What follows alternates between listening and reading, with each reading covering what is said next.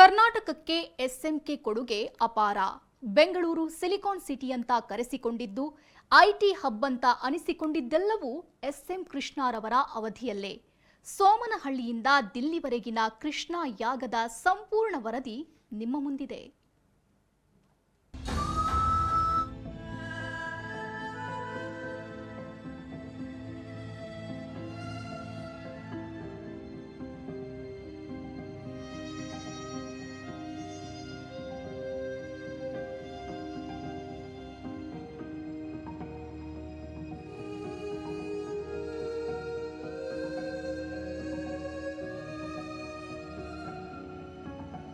S M Krishna ಕರುನಾಡು ಎಂದಿಗೂ ಮರೆಯದ ಅನರ್ಘ್ಯ ರತ್ನ, ರಾಜಕಾರಣದ ಭೀಷ್ಮ, ಅಜಾತಶತ್ರು. ಎಸ್ಎಂ ಕೃಷ್ಣ ಅವರ ರಾಜಕೀಯ ಜೀವನವೇ ವರ್ಣರಂಜಿತ. ಉಪರಾಷ್ಟ್ರಪತಿ, ಲೋಕಸಭೆ ಸ್ಪೀಕರ್, ಪ್ರಧಾನಿ, ರಾಷ್ಟ್ರಪತಿ ಹುದ್ದೆ ಹೊರತುಪಡಿಸಿದರೆ ರಾಜಕೀಯದ ಎಲ್ಲಾ ಹುದ್ದೆಗಳನ್ನು ನಿಭಾಯಿಸಿದ ಧೀಮಂತ ನಾಯಕ. ಇಂತಹ ನಾಯಕನ ರಾಜಕೀಯ ಜರ್ನಿ ಶುರುವಾಗಿದ್ದು 1962ರಲ್ಲಿ. ನಮ್ಮ ರಾಜ್ಯದಲ್ಲಿ ಎಸ್.ಎಂ. ಕೃಷ್ಣ ಅವರು ಒಬ್ಬ ಹಿರಿಯ ರಾಜಕಾರಣಿ. ನಾನು ಅವರು ಇಬ್ಬರು ಒಂದೇ ಸಾರಿ ಅಸೆಂಬ್ಲಿಗೆ ಬಂದ್ವಿ. ಹೌದು, ಎಸ್.ಎಂ. ಕೃಷ್ಣ ಮತ್ತು ದೇವೇಗೌಡರು ಸಮಕಾಲೀನ ನಾಯಕರು.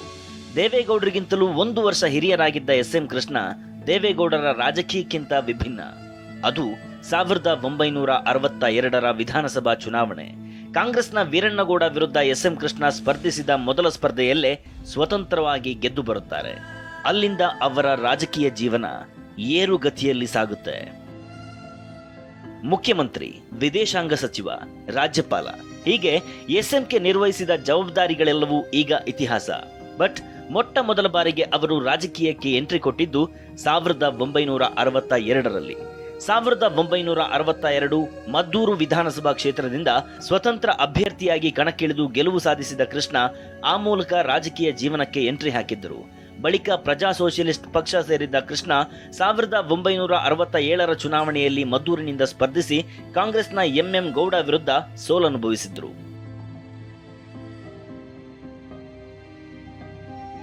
1967ರ ವಿಧಾನಸಭೆ ಸೋಲಿನ ಬಳಿಕ ಎಸ್.ಎಂ. ಕೃಷ್ಣ ರಾಷ್ಟ್ರ ರಾಜಕಾರಣದತ್ತ ಹೊರಳುತ್ತಾರೆ. 1968ರಲ್ಲಿ ಮಂಡ್ಯ ಲೋಕಸಭಾ ಕ್ಷೇತ್ರದ ಸಂಸದ ಶಿವನಂಜಪ್ಪ ಅಕಾಲಿಕ ನಿಧನದಿಂದ ತೆರವಾದ ಕ್ಷೇತ್ರಕ್ಕೆ ನಡೆದ ಉಪಚುನಾವಣೆಯಲ್ಲಿ ಕೃಷ್ಣ ಸ್ಪರ್ಧಿಸಿ ಗೆದ್ದು ಸಂಸತ್ ಪ್ರವೇಶಿಸುತ್ತಾರೆ. 1968ರಲ್ಲಿ ಮಂಡ್ಯದ ಹಾಲಿ ಸಂಸದರ ನಿಧನದಿಂದ ತೆರವಾದ ಲೋಕಸಭಾ ಕ್ಷೇತ್ರದ ಉಪಚುನಾವಣೆಗೆ ಎಸ್.ಎಂ. ಕೃಷ್ಣ ಸ್ಪರ್ಧಿಸುತ್ತಾರೆ. ಉಪಚುನಾವಣೆಯಲ್ಲಿ ಕಾಂಗ್ರೆಸ್ ಅಭ್ಯರ್ಥಿಯನ್ನ ಸೋಲಿಸುವ ಮೂಲಕ ಕೃಷ್ಣ ರಾಷ್ಟ್ರ ರಾಜಕೀಯಕ್ಕೆ ಅಡಿಯಿಟ್ಟರು.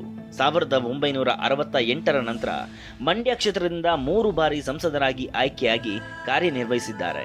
1971ರಲ್ಲಿ ಕಾಂಗ್ರೆಸ್ನಿಂದ ಕಣಕ್ಕಿಳಿದು ಮಂಡ್ಯದಿಂದ ಮರುಚುನಾಯಿತರಾಗಿ ಮರು ಆಯ್ಕೆಯಾಗ್ತಾರೆ. ಇದೇ ಸಮಯದಲ್ಲಿ ವಾಣಿಜ್ಯ, ಉದ್ಯಮ ಮತ್ತು ಸಂಸದೀಯ ವ್ಯವಹಾರಗಳ ಸಚಿವರಾದರು. 1980ರಲ್ಲಿ ಮತ್ತೆ ಮಂಡ್ಯ ಸಂಸದರಾದರು.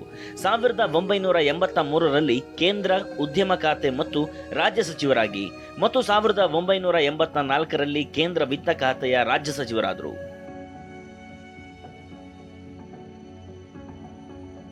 1984ರ ಲೋಕಸಭಾ ಚುನಾವಣೆಯ ಸೋಲಿನ ನಂತರ ಎಸ್.ಎಂ. ಕೃಷ್ಣ ಮತ್ತೆ ರಾಜ್ಯ ರಾಜಕಾರಣದತ್ತ ಮುಖ ಮಾಡ್ತಾರೆ.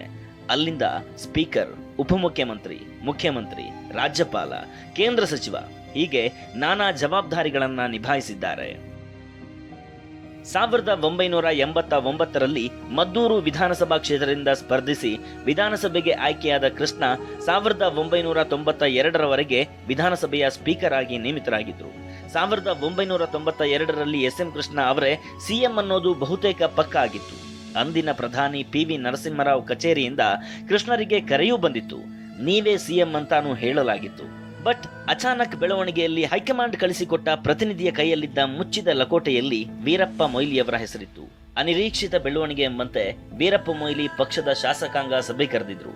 ಆಗಿನ್ನೂ ಸ್ಪೀಕರ್ ಆಗಿದ್ದ ಕೃಷ್ಣ ಸಭೆಯಲ್ಲಿ ಭಾಗವಹಿಸದೆ ಮಲೆಮಾದೇಶ್ವರ ಬೆಟ್ಟಕ್ಕೆ ಹೋಗಿದ್ದರಷ್ಟೇ.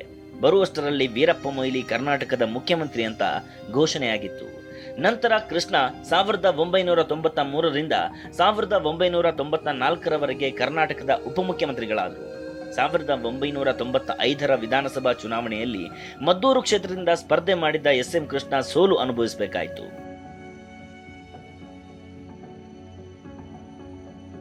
ಮುಖ್ಯಮಂತ್ರಿ ಸ್ಥಾನ ಕೈತಪ್ಪಿದ ನಂತರ ಕೃಷ್ಣರನ್ನ ಡಿಸಿಎಂ ಸ್ಥಾನಕ್ಕೆ ಒಪ್ಪಿಸಲು ಭಾರಿ ಹರಸಾಹಸುವೆ ಮಾಡಬೇಕಾಯ್ತು ಬಿಡಿ. ಆದರೆ ಕೃಷ್ಣ ಮೊಯ್ಲಿ ಪ್ರಮಾಣವಚನ ಸ್ವೀಕಾರ ಕಾರ್ಯಕ್ರಮಕ್ಕೆ ಹೋಗಿ ಎಲ್ಲರ ಹುಬ್ಬೇರಿಸಿಬಿಟ್ರು. ನಂತರ 1996ರಲ್ಲಿ ಕೃಷ್ಣರನ್ನ ರಾಜ್ಯಸಭೆಗೆ ನೇಮಕಗೊಳಿಸಲಾಗುತ್ತೆ.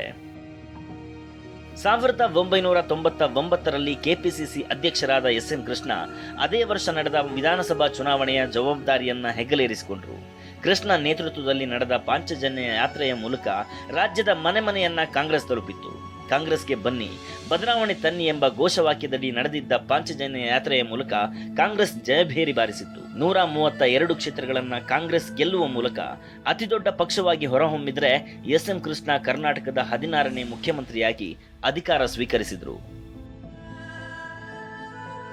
ಕೃಷ್ಣ 1995ರ ವಿಧಾನಸಭಾ ಚುನಾವಣೆಯಲ್ಲಿ ಮದ್ದೂರು ಕ್ಷೇತ್ರದಿಂದ ಸ್ಪರ್ಧಿಸಿ ಸೋತಿದ್ದು ವ್ಯಾಪಕ ಚರ್ಚೆಗೂ ಕಾರಣವಾಗಿತ್ತು.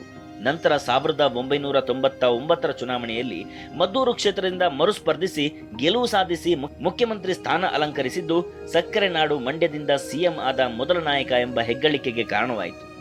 ಎಸ್ಎಂಕೆ ರಾಜಕಾರಣಕ್ಕೆ ಸಿದ್ದರಾಮಯ್ಯನವರು ಅಭಿಮಾನಿ. ನಾನು ಕೂಡ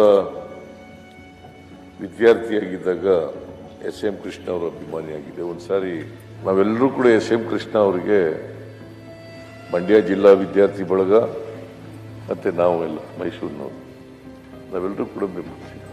ನಾನು ಕಾಂಗ್ರೆಸ್ ಸೇರ್ಬೇಕು ಅಂತ ಅನ್ಕೊಂಡಿದ್ದೀನಿ, ಏನ್ ಮಾಡಲಿ ನಿಮ್ಮ ಸಲಹೆ ಬೇಕು ಅಂತ ಕೇಳಿದ್ದೆ. ಆಗ ಅವರು ಅಯ್ಯೋ ನೀವು ಸೇರ್ಕೊಳ್ಳಿ ಅಂತ ಹೇಳಿದ್ರು, ಕಾಂಗ್ರೆಸ್ ಸೇರ್ಕೊಳ್ಳಿ ಅಂತ ಹೇಳಿದ್ರು.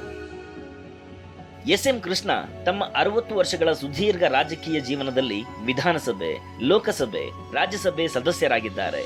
ಮುಖ್ಯಮಂತ್ರಿ, ಉಪಮುಖ್ಯಮಂತ್ರಿ, ಸ್ಪೀಕರ್ ಮತ್ತು ಕೇಂದ್ರ ಸಚಿವರಾಗಿ ಸೇವೆ ಸಲ್ಲಿಸಿದ್ದಾರೆ. 2004ರಿಂದ 2008ರವರೆಗೆ ಮಹಾರಾಷ್ಟ್ರದ ರಾಜ್ಯಪಾಲರಾಗಿ ಕಾರ್ಯನಿರ್ವಹಿಸಿದ್ದಾರೆ. ಒಟ್ಟಾರೆ ಪ್ರಮುಖ 10 ಚುನಾವಣೆಗಳನ್ನು ಎದುರಿಸಿರುವ ಕೃಷ್ಣ 6 ವಿಧಾನಸಭಾ ಚುನಾವಣೆಗಳಲ್ಲಿ 4ರಲ್ಲಿ ಗೆಲುವು ಕಂಡು 2 ಚುನಾವಣೆಯಲ್ಲಿ ಸೋಲನುಭವಿಸಿದ್ದಾರೆ. 4 ಲೋಕಸಭಾ ಚುನಾವಣೆಗಳನ್ನು ಎದುರಿಸಿದ್ದು ಈ ಪೈಕಿ 3 ಚುನಾವಣೆಯಲ್ಲಿ ಗೆಲುವು ಪಡೆದು 1 ಚುನಾವಣೆಯಲ್ಲಿ ಸೋಲು ಕಂಡಿದ್ದಾರೆ. ದೇವರಾಜ ಮಂತ್ರಿಮಂಡಲದಲ್ಲಿ ಮುಖ್ಯಮಂತ್ರಿ ಆದರು, ಡೆಪ್ಟಿ ಸಿಎಂ ಆದರು ವೀರಪ್ಪ ಮೊಯ್ಲಿ ಕಾಲದಲ್ಲಿ. ಅದಾದ್ಮೇಲೆ ಅವರೇ ಮುಖ್ಯಮಂತ್ರಿ ಆದರು, ಲೋಕಸಭೆಗೂ ಬಂದರು, ಕೇಂದ್ರದ ಮಂತ್ರಿ ಆದರು, ಅದಾದ್ಮೇಲೆ ವಿದೇಶಾಂಗ ಮಂತ್ರಿ ಆದರು, ಮಹಾರಾಷ್ಟ್ರ ರಾಜ್ಯಪಾಲರಾದರು. ಐಟಿಬಿಟಿ ಸಿಟಿ ಬೆಂಗಳೂರು ಜಗತ್ತಿನಾದ್ಯಂತ ತನ್ನ ಕೀರ್ತಿ ಪತಾಕೆ ಹಬ್ಬಿಸಿದರ ಹಿಂದಿನ ಕಾರಣವೇ ಎಸ್.ಎಂ. ಕೃಷ್ಣ. ಬೆಂಗಳೂರನ್ನ ಸಿಲಿಕಾನ್ ಸಿಟಿಯನ್ನಾಗಿ ಮಾಡಿದ್ದು ಐಟಿಬಿಟಿಯಲ್ಲಿ ಬಹುದೊಡ್ಡ ಕ್ರಾಂತಿ ಸೃಷ್ಟಿಸಿದವರು ಎಸ್.ಎಂ. ಕೃಷ್ಣ. ಹೊಸ ಕರ್ನಾಟಕಕ್ಕೆ ನಿರ್ಮಾಣ ಮಾಡಂತ ಒಂದು ಫೌಂಡೇಶನ್ ಅನ್ನು ಹಾಕಿದಂಥ ಒಬ್ಬ ಧೀಮಂತ ನಾಯಕ ಇವತ್ತು ನಾವೆಲ್ಲ ಕಳ್ಕೊಂಡಿದ್ದೇವೆ. ಅದೆಷ್ಟೋ ಕ್ರಾಂತಿಕಾರಕ ಬದಲಾವಣೆಗೆ ನಾಂದಿಯಾದ ಎಸ್.ಎಂ. ಕೃಷ್ಣರ ಆಡಳಿತವನ್ನ ಯಾವತ್ತೂ ಬೆಂಗಳೂರಿನ ಜನತೆ ಮರೆಯೋಕೆ ಸಾಧ್ಯವೇ ಇಲ್ಲ. ಎಂದೆಂದೂ ಕನ್ನಡಿಗರ ಮನದಲ್ಲಿ ಚಿರಸ್ಥಾಯಿ S M. Krishna. Bureau report, TV9.